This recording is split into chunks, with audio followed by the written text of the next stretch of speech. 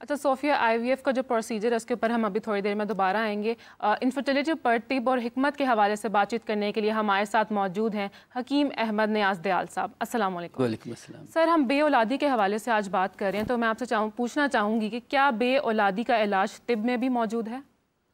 जी, मेरा ख्याल है कि बे औलादी का सबसे बेहतरीन और अच्छा इलाज वो तिब में ही है, क्योंकि हमारी तिब जो है। कितने परसेंट चांसेस होते हैं जो इलाज किया जाता है? देखिए, उसमें कुछ चीज़ें हैं जैसे मौरूसियत है, या जो लोग बाई बर्थ इसके काबिल नहीं होते, जिनके अंदर स्पर्म वगैरह का इशू होता है, पैदाइशी नहीं होती, या ऐसी ख़वातीन जिनकी ओवरीज जो होती हैं या जो यूट्रस है वो नेचुरली उसका साइज़ छोटा है या वो उसका मुंह बंद है, तो वो हमारे पास उसका इलाज नहीं हो पाता, क्योंकि उसके लिए उनको सर्जरी के लिए या दूसरे जो मेथड हैं ट्रीटमेंट उनके पास जाना पड़ेगा। अच्छा, तो नेचुरल चीज़ें हैं, जिस तरह कि हमारे पास हम ज़्यादा फोकस करें ग़िज़ा पे, और उसके साथ हमारे फूड सप्लीमेंट हैं। अच्छा। हमारे फूड सप्लीमेंट में कुछ ऐसे कंपाउंड्स होते हैं मेडिसिन के जो कि डाइट पे होते हैं, तो उनका फ़ायदा ये होता है कि उनके अंदर स्पर्म की अफजाइश और ख़वातीन के हवाले से वो हार्मोन्स जो ज़रूरी होते हैं इसके लिए, अपना सिलसिला तौलीद के लिए, उनकी अफजाइश होती है। क्योंकि मर्द की तरफ से भी और औरत की तरफ से भी ये सिलसिला तो एक हार्मोन्स का है। जब ये हार्मोन्स मर्द की तरफ भी पूरे होते हैं, ख़वातीन की तरफ भी पूरे होंगे, तो वो सिलसिला तब मैच्योर होगा। तो लिहाजा हम ज़्यादा फोकस करते हैं डाइट पे और जो रोज़मर्रा रूटीन होती है उस पर। अच्छा, जो तिब में आपने बताया कि ग़िज़ा से और सप्लीमेंट से इलाज किया जाता है, और किस उम्र की एज तक ख़वातीन जो हैं वो इलाज करवा सकती हैं? देखिए, उसमें अभी डॉक्टर साहब बता रही थी कि आइडियल जो एज है वो तो 35 ही है, लेकिन बहुत सी ख़वातीन ऐसी भी आती हैं जो 55 तक भी, मतलब है कि वो बहुत एक्टिव होती हैं बेचारी, उसमें वो कोशिश कर के उसकी जो होता है फैमिली प्लानिंग वाला, उसके बावजूद भी उनका हमल नहीं मतलब रुकता। वो कोशिश करते हैं कि ना हो, लेकिन फिर भी उनकी प्रेगनेंसी मैच्योर हो रही होती है। ये डिपेंड करता है आपके माहौल पे, आपकी खुराक पे। ऐसे लोग जो ज़हनी तौर पे फ्रेश होते हैं, जिनको कोई स्ट्रेस नहीं है, खुशहाल लोग हैं, आसूदा हाल हैं, उनकी ग़िज़ा कंप्लीट है, बैलेंस डाइट है, और वो एक अच्छे अंदाज में रहते हैं, तो मेरा ख्याल उनका ये सिस्टम ठीक रहता है। जो लोग स्ट्रेस में रहते हैं, जिनकी डाइट जो है वो प्रॉपर नहीं होती, बैलेंस नहीं होती, वो चीज़ें जो इन चीज़ों के लिए ज़रूरी होती हैं हार्मोन्स के लिए, वो नहीं ले रहे, बस वो रोज़ाना की एक हल्की फुल्की डाइट है, तो वो छोटी उम्र में ही इसका शिकार हो जाते हैं। और जो लोग सेहतमंद आसूदा ज़िंदगी गुजारते हैं वो लॉन्ग अरसे तक भी इसके लिए। अच्छा हकीम साहब, मर्दों में बांझपन का क्या इलाज है तिब में? इसमें हमारे पास ना, इसमें मुख्तलिफ इसका होता है, हमारा जो इलाज होता है हम वो करते हैं इलाज बेज़िद पे। नहीं, वजूहात क्या होती हैं, रीजंस क्या होते हैं?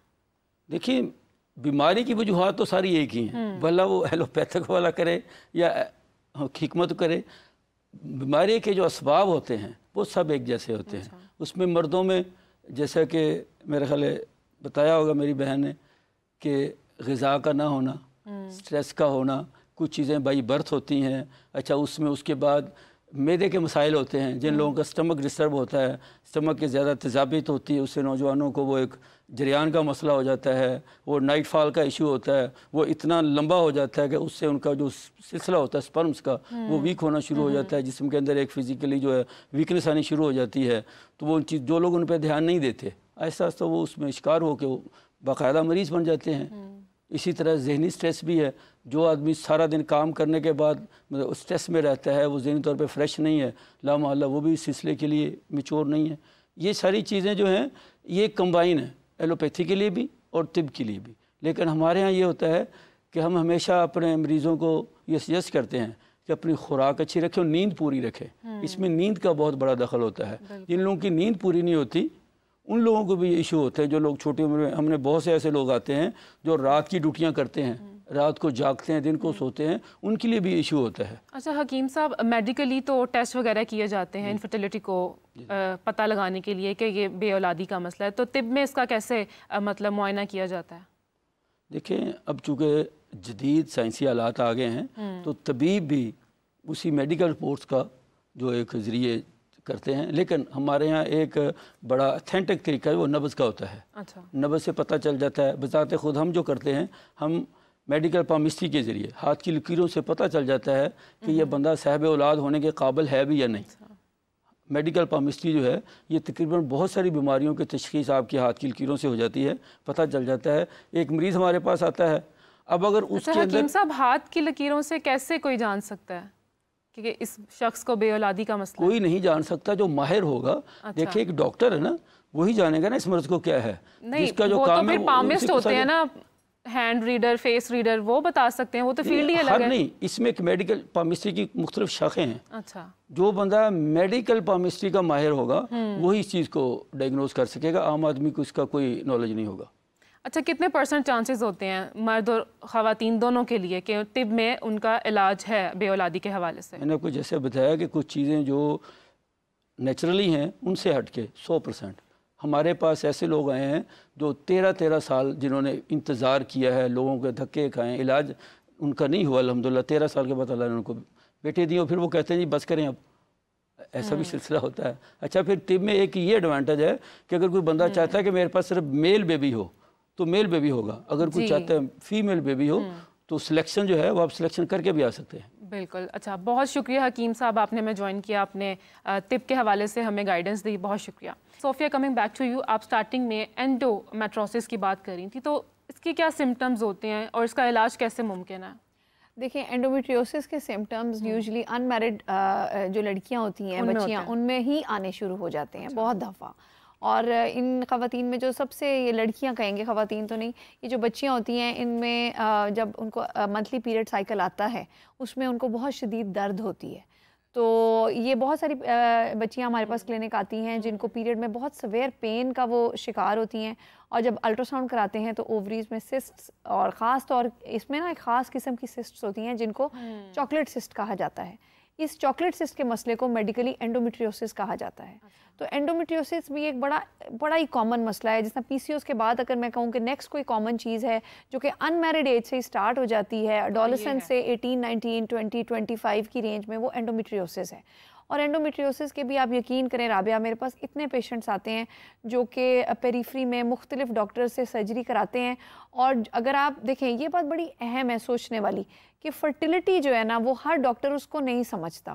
اب اکثر میری آپریشن تھیٹر میں میری سٹاف جو ہے نا وہ میرے ساتھ مذاق کرتی ہیں کہ ڈاکٹر صوفیہ کو نا اووریز اور ٹیوب سے بڑی محبت ہے، کیونکہ دیکھیں میرے لیے وہ بڑی اہم ہے، کیونکہ وہ ایک ایسے اعضاء ہیں جن سے ایک عورت کی اولاد ہوتی ہے۔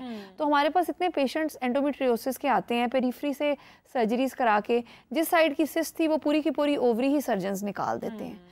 تو یہ آپ لوگوں کی بڑی ذمہ داری ہے کہ آپ کسی بھی ہماری دیکھیں سوسائٹی میں عامل بابوں سے لے کر ہر قسم کے حکیم، ہومیوپیتھ جو کہ سرٹیفائڈ نہیں ہیں، ان کے پاس پیشنٹس جاتے ہیں، پیریفری میں ڈاکٹرز کویکس کے پاس جاتے ہیں، اور اپنا بالکل کباڑا کر کے کئی دفعہ وہ ہمارے پاس پہنچتے ہیں، اور سیڈلی اس کے بعد ہم لوگ ان کا علاج نہیں کر پاتے ہیں، میڈیکلی ٹریٹمنٹ جی اپروف کیا جاتا ہے۔ تو اس میں دیکھیں اینڈومیٹریوسس کا نا ٹریٹمنٹ بڑا ہی اسپیسیفک ہے، اگر ضرورت ہے تو سرجیکل، ورنہ نان سرجیکلی اس کو کنٹرول کیا جائے میڈیسنز کے ذریعے ٹائملی، جب تک ایک فیمیل اپنی فیملی کمپلیٹ نہیں کر لیتی، کیونکہ عموماً پریگننسی کی جب ہوتی ہے خواتین کو۔ لیکن صوفیہ اس کے لیے تو ضروری ہے نا کہ لوگوں کو پتہ ہو کہ انہوں نے کس ڈاکٹر کے پاس جانا ہے۔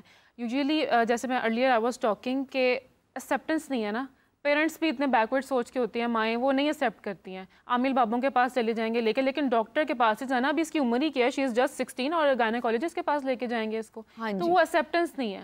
تو دیکھیں یہ آپ نے بڑا اچھا کیا کہ یہ ٹاپک آپ نے اس طرح کے فیمیل ریلیٹڈ ٹاپکس آج کل جس طرح یہ آپ لوگوں نے بھی رکھا، یہ it is the need of the time کہ we need to educate our population.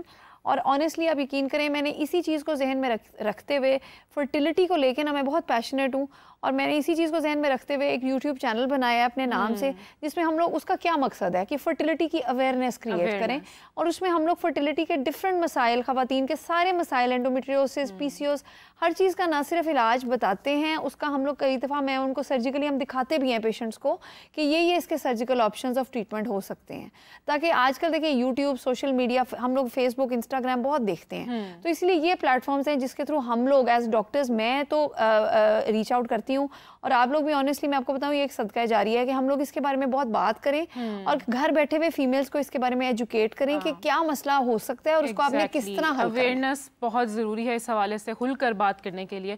اسی کے ساتھ ہم بڑھتے ہیں اپنے نیکسٹ سیگمنٹ کی طرف، وچ از اے ہاراسکوپ سیگمنٹ۔